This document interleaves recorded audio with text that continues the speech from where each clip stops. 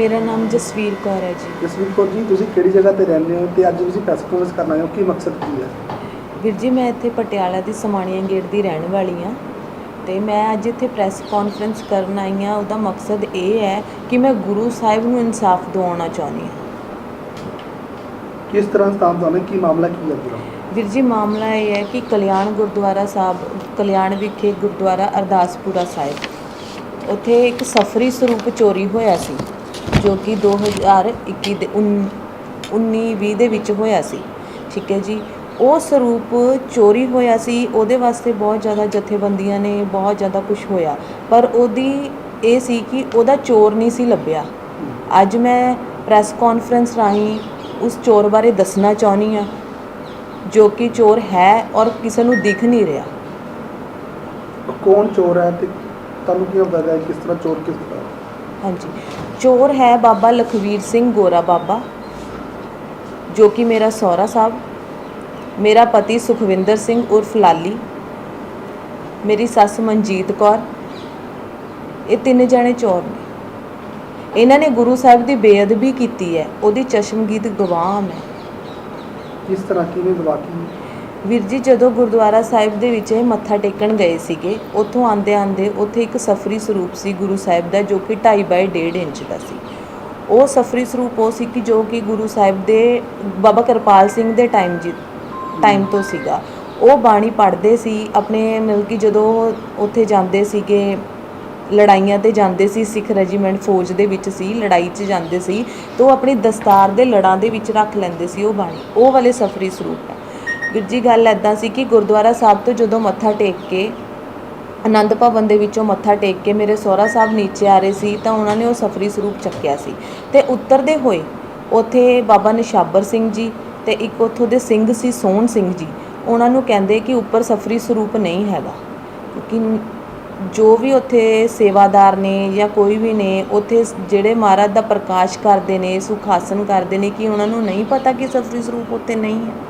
ਅਤੇ ਵੀਰ ਜੀ, ਇਹ ਕਹਿੰਦੇ ਆਉਂਦੇ ਹੋਏ ਕਿ ਜੇ ਤੁਸੀਂ ਸਫਰੀ ਸਰੂਪ, ਉੱਪਰ ਸਰੂਪ ਨਹੀਂ ਹੈ ਮਹਾਰਾਜ ਦਾ, ਜੇ ਤੁਸੀਂ ਲੱਭ ਸਕਦੇ ਹੋ ਤਾਂ ਲੱਭ ਦਿਓ, ਨਹੀਂ ਸ਼ਾਮ ਤੱਕ ਮੈਂ ਕੱਢ ਕੇ ਦਊਂਗਾ, ਜੋ ਕਿ ਮੇਰੇ ਸਹੁਰਾ ਸਾਹਿਬ ਨੇ ਕਿਹਾ ਸੀ। ਇਹ ਗੱਲ ਕਰਦੇ ਵੀਰ ਜੀ, ਇਹ ਘਰੇ ਆ ਗਏ। ਘਰੇ ਆਏ ਅਤੇ ਉੱਥੇ ਜਦੋਂ ਕਹਿ ਕੇ ਆਏ, ਅਤੇ ਇਹ ਇਸ ਗੱਲ ਦਾ ਰੌਲਾ ਉੱਥੋਂ ਦੀ ਕਮੇਟੀ ਨੇ, ਉੱਥੋਂ ਦੀ ਉੱਥੋਂ ਦੇ ਜਿਹੜੀ ਗੁਰਦੁਆਰਾ ਦੇ ਜਿਹੜੀ ਸੇਵਾਦਾਰ ਨੇ, ਉਹਨਾਂ ਨੇ ਇਸ ਗੱਲ ਦਾ ਰੌਲਾ ਪਾਤਾ ਕਿ ਸਫਰੀ ਸਰੂਪ ਨਹੀਂ ਹੈ ਇਹ ਚੀਜ਼ ਦਾ। ਫਿਰ ਵੀਰ ਜੀ, ਜਦੋਂ ਘਰੇ ਆਏ, ਜੋ ਮੈਨੂੰ ਮੈਟਰ ਪਤਾ ਲੱਗਿਆ, ਘਰੇ ਆਏ ਅਤੇ ਇਹਨਾਂ ਨੇ ਮੇਰਾ ਉਹ ਸਫਰੀ ਸਰੂਪ ਮੇਰੀ ਸੱਸ ਨੂੰ ਲਿਆ ਕੇ ਫੜਾਤਾ। ਮੇਰੀ ਸੱਸ ਨੇ ਉਹ ਆਪਣੇ ਰੂਮ ਦੀ ਅਲਮਾਰੀ ਵਿੱਚ ਰੱਖ ਲਿਆ। ਉਹ ਜਦੋਂ ਰੱਖਿਆ ਅਤੇ ਉਸ ਤੋਂ ਬਾਅਦ ਇਹਨਾਂ ਨੇ ਕੀ ਕੀਤਾ, ਇਹਨਾਂ ਨੂੰ ਖੁਦ ਨੂੰ ਨਹੀਂ ਸੀ ਪਤਾ ਵੀ ਉਸ ਚੀਜ਼ ਦਾ ਰੌਲਾ ਪੈ ਜਾਊਗਾ। ਇਹਨਾਂ ਨੇ ਵੀਰ ਜੀ ਰਾਤ ਦੇ 11 ਵਜੇ ਅਤੇ ਉੱਧਰੋਂ ਮੇਰੇ ਪਤੀ ਅਤੇ ਮੇਰੀ ਸੱਸ ਅਤੇ ਮੇਰੀ ਦਰਾਣੀ, ਇਹ ਤਿੰਨੋਂ ਜਾਣੇ ਮਤਲਬ ਕਿ ਰਾਤ ਨੂੰ ਹੀ 11 ਵਜੇ ਗੁਰਦਾਸਪੁਰ ਲਈ ਰਵਾਨਾ ਹੋ ਗਏ। ਉੱਥੋਂ ਇਹਨਾਂ ਨੇ ਉਹ ਸਰੂਪ ਉੱਥੇ ਰੱਖ ਕੇ ਆਂਦਾ ਜਾਂ ਕੀ ਕੀਤਾ, ਮੈਂ ਇਸ ਗੱਲ ਦਾ ਚਰਚਾ ਇਸ ਵਾਸਤੇ ਮੈਂ ਆਪਣੇ ਸਹੁਰਾ ਸਾਹਿਬ ਨਾਲ ਕੀਤੀ। ਮੈਂ ਕਿਹਾ, ਡੈਡੀ ਵੀ ਇੰਨੀ ਰਾਤ ਨੂੰ ਇਹ ਚੱਲੇ ਨੇ, ਵੀ ਕੀ ਚੱਕਰ ਹੈ? ਕਹਿੰਦੇ, ਤੂੰ ਆਪਣੇ ਕੰਮ ਤੱਕ ਮਤਲਬ ਰੱਖ। ਵੀਰ ਜੀ, ਇੱਦਾਂ ਹੀ ਇੰਨੇ ਚਿਰ 'ਚ ਅਗਲੇ ਦਿਨ ਤੱਕ ਰੌਲਾ ਪੈ ਗਿਆ, ਪ੍ਰਸ਼ਾਸਨ ਦੀ ਰੇਡ ਪੈ ਗਈ, ਸਭ ਕੁਝ ਹੋ ਗਿਆ, ਜੋ ਕਿ ਮੈਨੂੰ ਪਤਾ ਲੱਗਿਆ। ਮੈਨੇ ਸੋਚਿਆ, ਜਦੋਂ ਵੀ ਸਾਨੂੰ ਬਿਆਨਾਂ ਵਾਸਤੇ ਬੁਲਾਇਆ ਜਾ ਰਿਹਾ ਸੀ, ਅਤੇ ਮੇਰੇ ਸਹੁਰਾ ਸਾਹਿਬ ਕਹਿ ਰਹੇ ਸੀ ਕਿ ਕਿਸੇ ਨੇ ਫਾਲਤੂ ਕੁਛ ਨਹੀਂ ਬੋਲਣਾ, ਜੇ ਤੁਹਾਨੂੰ ਕੋਈ ਪੁੱਛਿਆ ਜਾਊਗਾ ਤਾਂ ਤੁਸੀਂ ਕਹਿਣਾ ਸਾਨੂੰ ਕਿਸੇ ਗੱਲ ਦਾ ਨਹੀਂ ਪਤਾ। ਵੀਰ ਜੀ, ਇਹ ਚੱਲਦਾ ਰਿਹਾ। ਮੇਰਾ ਸ਼ੱਕ ਕਦੋਂ ਕਲੀਅਰ ਹੋਇਆ, ਜਦੋਂ ਕੋਵਿਡ ਦਾ, ਕਰੋਨਾ ਜੋ ਕਿ ਵਾਇਰਸ ਚੱਲ ਰਿਹਾ ਸੀ, ਜਿਹਦੇ ਕਰਕੇ ਸਾਰਾ ਪੰਜਾਬ ਬੰਦ ਸੀ, ਸਭ ਕੁਝ ਬੰਦ ਸੀ, ਸਾਰਾ ਦੇਸ਼ ਬੰਦ ਸੀ, ਉਦੋਂ ਮੇਰਾ ਸ਼ੱਕ ਕਲੀਅਰ ਹੋ ਗਿਆ ਕਿ ਇਹ ਚੀਜ਼ ਇਹਨਾਂ ਦੀ ਕੀਤੀ ਹੋਈ ਹੈ। ਕਿਉਂਕਿ ਜਦੋਂ ਵੀ ਮੈਂ ਕੋਈ ਗੱਲ ਕਰਦੀ ਸੀ, ਮੇਰੇ ਸਹੁਰਾ ਸਾਹਿਬ ਕੰਨੀ ਤੋਂ ਕਿਹਾ ਜਾਂਦਾ ਸੀ, ਆਪਾਂ ਕਰੋੜਾਪਤੀ ਅਰਬਾਪਤੀ ਬਣ ਜਾਵਾਂਗੇ, ਤੂੰ ਟੈਨਸ਼ਨ ਨਾ ਲੈ। ਮੈਂ ਸੋਚੀ ਜਾਂਦੀ ਸੀ ਵੀ ਪਤਾ ਨਹੀਂ ਕੀ ਚੱਕਰ ਹੈ, ਕੀ ਗੱਲ ਹੈ। ਉਸ ਤੋਂ ਬਾਅਦ ਇਹਨਾਂ ਨੇ ਕੀ ਕੀਤਾ ਵੀਰ ਜੀ, ਇੱਕ ਦਿਨ ਇਹ ਉੱਥੋਂ ਮੇਰੇ ਜਿਹੜੇ ਮੇਰੀ ਸੱਸ ਸੀ, ਮੇਰਾ ਪਤੀ ਸੀ ਸੁਖਵਿੰਦਰ ਸਿੰਘ, ਇਹ ਗੁਰਦਾਸਪੁਰ ਤੋਂ ਆਏ, ਯਾਨੀ ਕਿ ਮੇਰੀ ਜਿਹੜੀ ਦਰਾਣੀ ਸੀ ਉਹਨੂੰ ਲੈ ਕੇ ਵਾਪਸ। ਜਦੋਂ ਮਸਲਾ ਬਿਲਕੁਲ ਠੰਡਾ ਹੋ ਗਿਆ, ਬਿਲਕੁਲ ਸ਼ਾਂਤ ਹੋ ਗਿਆ ਕਿ ਕੋਈ ਪ੍ਰਸ਼ਾਸਨ ਨਹੀਂ ਸੀ ਬੁਲਾ ਰਿਹਾ, ਕੋਈ ਕੁਛ ਨਹੀਂ ਸੀ ਕਰ ਰਿਹਾ, ਇਹਨਾਂ ਨੇ ਪ੍ਰਸ਼ਾਸਨ ਤੋਂ ਬਚਣ ਵਾਸਤੇ ਕੀ ਕੀਤਾ ਸੀ, ਕੋਵਿਡ ਦੀਆਂ ਝੂਠੀਆਂ ਰਿਪੋਰਟਾਂ ਵੀ ਬਣਵਾਈਆਂ ਸੀ। ਇਹਨਾਂ ਨੇ ਘਰੋਂ ਕਈ ਮਤਲਬ ਕਿ ਸਾਨੂੰ ਇਹ ਵੀ ਸੀ ਕਿ ਸਾਨੂੰ ਘਰੋਂ ਕਿਤੇ ਹੋਰ ਵੀ ਭੇਜਤਾ ਸੀ ਕਿ ਤੁਸੀਂ ਰਿਸ਼ਤੇਦਾਰੀ 'ਚ ਚਲੇ ਜਾਓ ਜਾਂ ਤੁਸੀਂ ਘੁੰਮਣ ਚਲੇ ਜਾਓ ਤਾਂ ਕਿ ਸਾਡੇ ਤੋਂ ਕੋਈ ਪੁੱਛ ਗਿੱਛ ਨਾ ਹੋ ਨਹੀਂ ਸਕੇ। ਫਿਰ ਉਹ ਸਰੂਪ ਦੀ ਗੱਲ ਕੀਤੀ ਆਪ, ਫਿਰ ਸਰੂਪ ਕਿੱਥੇ ਗਿਆ ਸੀ? ਹਾਂਜੀ, ਸਰੂਪ ਵੀਰ ਜੀ ਇਹਨਾਂ ਨੇ ਘਰ ਹੀ ਲਿਆ ਕੇ ਰੱਖਿਆ ਸੀ। ਜਦੋਂ ਇਹ ਚਲੇ ਗਏ, ਜਦੋਂ ਇਹ ਥੋੜ੍ਹੇ ਦਿਨ ਬਾਅਦ ਫੇਰ ਆਏ ਸੀ ਨਾ ਸਰੂਪ ਲੈ ਕੇ, ਇਹਨਾਂ ਨੇ ਪਹਿਲਾਂ ਲੁਕੋਤਾ ਸੀ। ਪਹਿਲਾਂ ਜਦੋਂ ਬਾਬਾ ਜੀ ਉੱਥੋਂ ਆਏ ਸੀ ਕਲਿਆਣ ਗੁਰਦੁਆਰਾ ਸਾਹਿਬ ਤੋਂ, ਇਹਨਾਂ ਨੇ ਸਰੂਪ ਘਰੇ ਆ ਕੇ ਮੇਰੀ ਸੱਸ ਨੂੰ ਫੜਾਇਆ। ਉਹਨੇ ਆਪਣੀ ਅਲਮਾਰੀ 'ਚ ਰੱਖਿਆ। ਇਹਨਾਂ ਨੂੰ ਨਹੀਂ ਪਤਾ ਸੀ, ਇਹਨਾਂ ਨੂੰ ਇਹ ਸੀ ਕਿ ਜਦੋਂ ਨਹੀਂ ਉਹਨਾਂ ਨੂੰ ਨਹੀਂ ਲੱਭੂਗਾ ਵੀ ਮੈਂ ਲੱਭ ਕੇ ਉੱਥੇ ਵੀ ਮੈਂ ਉੱਥੇ ਰੱਖ ਦੂੰਗਾ ਜਾ ਕੇ, ਵੀ ਮੇਰਾ ਨਾਂ ਹੋ ਜਾਊਗਾ, ਵੀ ਇਹਨਾਂ ਨੂੰ ਲੱਗੂਗਾ ਵੀ ਹਾਂ ਇਹ ਬਾਬੇ ਗੋਰੇ ਨੇ ਲੱਭਤਾ, ਵੀ ਹਾਂ ਸਭ ਕੁਝ। ਕਿਉਂਕਿ ਇਹਨਾਂ ਨੇ ਇਹ ਕੰਮ ਤਾਂ ਕੀਤਾ ਸੀ, ਇਹ ਗੁਰਦੁਆਰਾ ਸਾਹਿਬ ਦੀ ਗੱਦੀ ਲੈਣਾ ਚਾਹੁੰਦੇ ਸੀ, ਇਸ ਕਰਕੇ ਕੀਤਾ ਸੀ। ਉਸ ਤੋਂ ਬਾਅਦ ਵੀਰ ਜੀ ਜਦੋਂ ਮਸਲਾ ਠੰਡਾ ਹੋ ਗਿਆ ਤੇ ਇਹ ਸਰੂਪ ਲਿਆਂਦਾ ਗਿਆ ਵਾਪਸ ਜਿੱਥੇ ਇਹਨਾਂ ਨੇ ਲੁਕੋਇਆ ਸੀ ਲਿਜਾ ਕੇ। ਉੱਥੋਂ ਜਦੋਂ ਵਾਪਸ ਲਿਆਂਦਾ ਗਿਆ, ਮੇਰੇ ਪਤੀ ਨੂੰ ਮੇਰੀ ਸੱਸ ਨੇ ਫੜਾਇਆ, ਜੋ ਕਿ ਇੱਕ ਗਿਫਟ ਰੈਪ ਹੁੰਦਾ ਹੈ। ਗਿਫਟ ਰੈਪ ਦੇ ਵਿੱਚ ਮੇਰੇ ਪਤੀ ਨੇ ਉਹ ਲਪੇਟ ਕੇ ਮੇਰੇ ਕਮਰੇ ਦੀ ਅਲਮਾਰੀ ਦੇ ਵਿੱਚ ਰੱਖਿਆ, ਜੋ ਕਿ ਲੋਕਰ ਸੀ। ਠੀਕ ਹੈ ਜੀ, ਅਲਮਾਰੀ ਸਾਰੀ ਖੁੱਲੀ ਸੀ ਤੇ ਲੋਕਰ ਦੇ ਵਿੱਚ ਉਹ ਰੱਖਿਆ ਸੀ। ਮੈਨੂੰ ਪੈ ਗਿਆ ਸ਼ੱਕ ਵੀ ਹਾਂ ਵੀ ਇਹ ਕੀ ਕਰ। ਮੈਨੇ ਆਪਣੇ ਪਤੀ ਨੂੰ ਪੁੱਛਿਆ ਵੀ ਤੁਸੀਂ ਸਾਰੀ ਅਲਮਾਰੀ ਖੁੱਲੀ ਛੱਡੀ ਆ, ਵੀ ਤੁਸੀਂ ਲੋਕਰ ਨੂੰ ਲੋਕ ਕਿਉਂ ਲਾਇਆ? ਮੈਨੂੰ ਜਦੋਂ ਵੀ ਮੈਂ ਪੁੱਛਣਾ ਤੂੰ ਕੀ ਲੈਣਾ, ਤੂੰ ਆਪਣਾ ਕੰਮ ਕਰ। ਮੈਂ ਕਿਹਾ ਚਲੋ ਜੀ। ਫਿਰ ਇੱਕ ਦਿਨ ਕੀ ਹੋਇਆ, 3 ਤੋਂ 3:30 ਵਜੇ ਦਾ ਟਾਈਮ ਸੀ ਰਾਤ ਦਾ। ਮੇਰੀ ਸੱਸ ਨੇ ਮੇਰੇ ਪਤੀ ਨੂੰ ਬੁਲਾਇਆ, ਮੈਂ ਨਹੀਂ ਉੱਠੀ ਤੇ ਮੈਨੂੰ ਲੱਗਿਆ ਵੀ ਚਲੋ ਘਰ ਦੇ ਵਿੱਚ ਕੋਈ ਬਿਮਾਰੀ ਠਮਾਰੀ ਹੁੰਦੀ ਹੈ ਵੀ ਤਾਂ ਕਰਕੇ ਬੁਲਾਇਆ ਹੋਣਾ। ਮੇਰੇ ਪਤੀ ਉੱਠ ਕੇ ਗਏ ਬਾਹਰ ਜਦੋਂ ਗਏ ਤੇ ਥੋੜੀ ਦੇਰ ਬਾਅਦ ਮੇਰੇ ਪਤੀ ਆਏ ਅੰਦਰ, ਬਿਲਕੁਲ ਦਬਮੇ ਪੈਰਾਂ ਨਾਲ ਆ ਕੇ ਉਹਨਾਂ ਨੇ ਅਲਮਾਰੀ ਖੋਲੀ। ਅਲਮਾਰੀ ਲੱਕੜ ਦੀ ਸੀ, ਜੇ ਲੋਹੇ ਦੀ ਹੁੰਦੀ ਤਾਂ ਆਵਾਜ਼ ਕਰਦੀ। ਲੱਕੜ ਦੀ ਅਲਮਾਰੀ ਸੀ ਤੇ ਮੈਨੇ ਦੇਖਿਆ ਤੇ ਉਹਨਾਂ ਨੇ ਲੋਕਰ ਖੋਲ੍ਹਿਆ ਆਰਾਮ ਨਾਲ। ਮੈਨੂੰ ਚਾਬੀ ਦੀ ਆਵਾਜ਼ ਸੁਣਾਈ ਦਿੱਤੀ ਜਦੋਂ ਲੋਕਰ ਖੋਲ੍ਹਿਆ। ਲੋਕਰ ਖੋਲ੍ਹ ਕੇ ਵੀਰ ਜੀ ਉਹਨਾਂ ਦੇ ਝੱਗੀ ਪਾਈ ਹੋਈ ਸੀ, ਉਹਨਾਂ ਨੇ ਉਸ ਗੀਜੇ 'ਚ ਪਾ ਲਿਆ।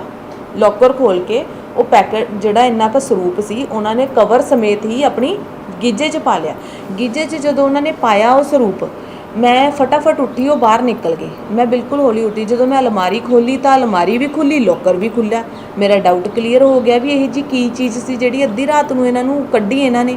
ਤੇ ਵੀਰ ਜੀ ਮੈਂ ਰਸੋਈ 'ਚ ਚਲੀ ਗਈ। ਰਸੋਈ 'ਚੋਂ ਮੈਨੂੰ ਬਾਹਰ ਚਾਨਣ ਨਜ਼ਰ ਆਇਆ। ਮੈਂ ਇੱਕਦਮ ਤੋਂ ਘਬਰਾ ਗਈ ਵੀ ਚਾਨਣ ਪਤਾ ਨਹੀਂ ਕਿਸ ਚੀਜ਼ ਦਾ। ਮੈਂ ਐਵੇਂ ਆਪਣੇ ਰਸੋਈ ਵਿੱਚੋਂ ਨਾ ਡਰਾਇੰਗ ਰੂਮ 'ਚ ਹੋ ਗਈ। ਡਰਾਇੰਗ ਰੂਮ 'ਚ ਜਦੋਂ ਗਈ, ਮੈਨੇ ਹਲਕਾ ਜਿਹਾ ਪਰਦਾ ਸਾਈਡ 'ਤੇ ਕੀਤਾ। ਵੀਰ ਜੀ ਬਾਹਰ ਮੇਰੀ ਸੱਸ ਤੇ ਮੇਰਾ ਪਤੀ ਚੁੱਲ੍ਹਾ ਜਲਾਈ ਬੈਠੇ ਸੀ, ਜਿਹੜਾ ਮਿੱਟੀ ਦਾ ਚੁੱਲ੍ਹਾ ਹੁੰਦਾ ਨਾ, ਇਹਨਾਂ ਨੇ ਅੱਗ ਬਾਲੀ ਸੀ। ਮੈਂ ਸੋਚਾਂ ਵੀ ਇਸ ਟਾਈਮ ਕਿਹੜੀ ਅੱਗ ਬਾਲ ਰਹੇ ਨੇ, ਵੀ ਹੁਣ ਤਾਂ ਕੋਈ ਮੌਸਮ ਵੀ ਇੱਦਾਂ ਦਾ ਨਹੀਂ ਹੈਗਾ, ਜਾਂ ਫਿਰ ਇਹ ਸਮਾਂ ਵੀ ਨਹੀਂ 3 ਤੋਂ 3:30 ਵਜੇ ਦਾ ਕਿਹੜਾ ਟਾਈਮ ਹੁੰਦਾ ਚੁੱਲ੍ਹਾ ਬਾਲਣ ਦਾ ਜਦੋਂ ਆਪਣੇ ਘਰੇ ਗੈਸ ਨੇ। ਵੀਰ ਜੀ ਇਹ ਨਾ ਉੱਥੇ ਇੱਕ ਜਿਵੇਂ ਆਪਣੇ ਉਹ ਹੁੰਦੇ ਨੇ ਕੈਲੰਡਰ ਹੁੰਦੇ ਨੇ ਜਾਂ ਫੋਟੋਆਂ ਹੁੰਦੀਆਂ ਨੇ, ਥੋੜ੍ਹੀਆਂ ਮਹਾਰਾਜ ਦੀਆਂ ਫੋਟੋਆਂ ਫਟ ਜਾਂਦੀਆਂ ਜਾਂ ਕੋਈ ਜੰਤਰੀਆਂ ਹੁੰਦੀਆਂ ਨੇ, ਹੈ ਨਾ, ਉਹ ਚੀਜ਼ਾਂ ਇਕੱਠੀਆਂ ਕਰੀ ਬੈਠੇ ਸੀ। ਉਹ ਫੂਕ ਰਹੇ ਸੀ, ਜਲਾ ਰਹੇ ਸੀ ਉਹਨਾਂ ਨੂੰ ਇੱਕ ਇੱਕ ਕਰਕੇ। ਇੰਨੇ 'ਚ ਜਦੋਂ ਮੈਨੇ ਪਰਦਾ ਹਟਾ ਕੇ ਦੇਖਿਆ, ਮੈਂ ਸੋਚਿਆ, ਮੈਂ ਕਿਹਾ ਪਤਾ ਨਹੀਂ ਕਿ ਜਦੋਂ ਮੈਂ ਜਾਣ ਲੱਗੀ, ਮੇਰੇ ਪਤੀ ਨੇ ਨਾ ਇੱਕਦਮ ਤੋਂ ਆਪਣੀ ਗੀਜੇ 'ਚ ਉਹ ਚੀਜ਼ ਕੱਢੀ, ਪੈਕਿੰਗ ਸਮੇਤ ਚੁੱਲ੍ਹੇ ਦੇ ਵਿੱਚ ਦੇ ਦਿੱਤੀ। ਮੈਨੂੰ ਇੱਕਦਮ ਮੇਰੇ ਪੈਰਾਂ ਤਲੇ ਤੋਂ ਜ਼ਮੀਨ ਨਿਕਲ ਗਈ ਕਿ ਇਹਦਾ ਮਤਲਬ, ਮੈਨੂੰ ਉਸ ਟਾਈਮ ਮੇਰਾ ਦਿਮਾਗ ਇਹ ਹੋ ਗਿਆ ਵੀ ਇਹਨਾਂ ਨੇ ਸਰੂਪ, ਇਹਦਾ ਮਤਲਬ ਇਹ ਸਰੂਪ ਸੀਗਾ ਜਿਹੜਾ ਇਹਨਾਂ ਨੇ ਗੁਰੂ ਮਹਾਰਾਜ ਦਾ ਲੋਕਰ ਦੇ ਵਿੱਚ ਰੱਖਿਆ ਸੀ, ਜੋ ਚੋਰੀ ਹੋਇਆ ਸੀ, ਇਹਨਾਂ ਨੇ ਚੋਰੀ ਕੀਤਾ ਸੀ। ਤਾਂ ਹੀ ਮੇਰੇ ਸਹੁਰਾ ਸਾਹਿਬ ਕਹਿ ਰਹੇ ਸੀ ਵੀ ਹਾਂ ਆਪਾਂ ਅਰਬਾਪਤੀ ਕਰੋੜਾਪਤੀ ਬਣ ਜਾਵਾਂਗੇ। ਵੀਰ ਜੀ ਇਸ ਗੱਲ ਦੀ, ਮੇਰੇ ਹੱਥ 'ਚ ਫੋਨ ਸੀਗਾ। ਮੈਨੇ ਜਦੋਂ ਮੇਰੇ ਫੋਨ ਦੀ ਨਾ ਫਲੈਸ਼ ਲਾਈਟ ਔਨ ਸੀ, ਜੋ ਕਿ ਮੇਰੇ ਨਹੀਂ ਧਿਆਨ 'ਚ ਸੀ, ਜਦੋਂ ਉਹਦੇ ਵਿੱਚ ਮੈਨੇ ਫੋਟੋ ਵੀ ਖਿੱਚ ਲਈ ਸੀਗੀ। ਫੋਟੋ ਵੀ ਖਿੱਚੀ, ਉਹ ਕੁਦਰਤੀ ਫਲੈਸ਼ ਲਾਈਟ ਔਨ ਹੋਣ ਕਰਕੇ ਉਹ ਸ਼ੀਸ਼ੇ ਵਿੱਚ ਦੀ ਬਾਹਰ ਮੇਰੇ ਪਤੀ ਨੂੰ ਤੇ ਮੇਰੀ ਸੱਸ ਨੂੰ ਦਿਖ ਗਈ। ਇਹਨਾਂ ਦੀ ਪੈ ਗਈ ਨਿਗਾਹ। ਵੀਰ ਜੀ ਮੇਰੀ ਸੱਸ ਫਟਾਫਟ ਉੱਠੀ, ਉਹਨੇ ਕੀ ਕੀਤਾ, ਆਪਣੇ ਕਮਰੇ 'ਚ ਜਾ ਕੇ ਲੌਕ ਲਾ ਲਿਆ। ਉਹਦਾ ਕਮਰਾ ਬਾਹਰ ਹੀ ਸੀ ਜਿੱਥੇ ਚੁੱਲ੍ਹਾ ਜਲਾਇਆ ਸੀ ਇਹਨਾਂ ਨੇ। ਮੇਰਾ ਪਤੀ ਆਇਆ, ਮੈਂ ਜਦੋਂ ਡਰਾਇੰਗ ਰੂਮ 'ਚੋਂ ਅੰਦਰ ਨੂੰ ਨਿਕਲਣ ਲੱਗੀ, ਵੀਰ ਜੀ ਇਹਨਾਂ ਨੇ ਮੈਨੂੰ ਫੜ ਲਿਆ, ਬਹੁਤ ਜ਼ਬਰਦਸਤ ਤੋਂ ਫੜਿਆ ਤੇ ਮੇਰੇ ਮੂੰਹ 'ਤੇ ਥੱਪੜ ਮਾਰੇ ਔਰ ਮੈਨੂੰ ਬਹੁਤ ਬੁਰੀ ਤਰ੍ਹਾਂ ਕੁੱਟਿਆ। ਮੈਂ ਉਸ ਟਾਈਮ ਬਹੁਤ ਜਿੱਦ ਕੀਤੀ ਵੀ ਤੁਸੀਂ ਇਹ ਕੰਮ ਪਾਪ ਕੀਤਾ, ਗੁਰੂ ਮਹਾਰਾਜ ਤੁਹਾਡੇ ਘਰੇ ਨੇ, ਨਿਸ਼ਾਨ ਸਾਹਿਬ ਤੁਹਾਡੇ ਘਰੇ ਨੇ, ਬਾਬਾ ਜੀ ਦਾ ਆਸਣ ਬਣਾਇਆ, ਜਿਹਦੇ ਸਿਰ 'ਤੇ ਤੁਸੀਂ ਖਾਂਦੇ ਹੋ, ਤੁਸੀਂ ਆਹ ਕੰਮ ਕੀਤਾ, ਵੀ ਮੈਂ ਸਭ ਨੂੰ ਦੱਸਾਂਗੀ। ਵੀਰ ਜੀ ਇਸ ਗੱਲ ਪਿੱਛੇ ਇਹਨਾਂ ਨੇ ਮੈਨੂੰ ਅੱਧੀ ਮਰਨ ਵਾਲੀ ਕਰਤਾ। ਇਹਨਾਂ ਨੇ ਬਹੁਤ ਬੁਰੀ ਤਰ੍ਹਾਂ ਲੱਤਾਂ ਮਾਰ ਕੇ ਕੁੱਟਿਆ। ਅਗਲੇ ਦਿਨ, ਉਸੇ ਦਿਨ ਸ਼ਾਮ ਨੂੰ ਮੇਰੇ ਸਹੁਰਾ ਸਾਹਿਬ ਆਏ। ਮੈਨੇ ਇਹ ਗੱਲ ਪਿੱਛੇ ਨਾ ਮੇਰੇ ਸਹੁਰਾ ਸਾਹਿਬ ਕਹਿੰਦੇ ਕਿ ਮੈਨੂੰ ਬਹੁਤ ਗੁੱਸਾ ਸੀ ਕਿ ਮੈਂ ਗੱਲ ਕਿਹਦੇ ਨਾਲ ਕਰਾਂ, ਕਿਉਂਕਿ ਜਿਹੜਾ ਫੋਨ ਸੀ ਜਿਹਦੇ ਵਿੱਚ ਮੈਂ ਫੋਟੋ ਖਿੱਚੀ ਸੀ, ਮੇਰੇ ਪਤੀ ਨੂੰ ਪਤਾ ਲੱਗ ਗਿਆ ਨੇ ਫੋਟੋ ਖਿੱਚੀ ਆ। ਉਹ ਫੋਨ ਖੋਲ ਕੇ ਤੋੜ ਕੇ ਚੁੱਲ੍ਹੇ ਦੇ ਵਿੱਚ ਉਹ ਵੀ ਦੇਤਾ ਜੀ, ਕਿ ਮੈਂ ਕਿਸੇ ਨੂੰ ਦੱਸ ਵੀ ਨਹੀਂ ਸਕਦੀ ਸੀ। ਮੈਂ ਇੰਨੀ ਬੇਬਸ ਹੋ ਗਈ ਸੀ ਕਿ ਮੈਂ ਆਪਣੇ ਘਰਦਿਆਂ ਨਾਲ ਵੀ ਕੰਟੈਕਟ ਨਹੀਂ ਸੀ ਕਰ ਸਕਦੀ। ਮੈਨੂੰ ਇੰਨੀ ਬੁਰੀ ਤਰ੍ਹਾਂ ਕੁੱਟਿਆ। ਜਦੋਂ ਤੁਹਾਨੂੰ ਇਹ ਜਾਣਕਾਰੀ ਸਾਰੀ ਪਤਾ ਲੱਗੀ, ਹਾਂਜੀ ਕਿਉਂਕਿ ਪ੍ਰਸ਼ਾਸਨ ਕੋਲ ਵੀ ਗੱਲ ਗਈ ਸੀ, ਧਰਨੇ ਵੀ ਲੱਗੇ, ਹਾਂਜੀ ਤਾਂ ਫਿਰ ਤੁਸੀਂ ਪ੍ਰਸ਼ਾਸਨ ਨੂੰ, ਅਧਿਕਾਰੀਆਂ ਨੂੰ, ਜੱਜ ਸਾਹਿਬਾਨ ਨੂੰ ਗੱਲ ਸਾਰੀ ਦੱਸੀ?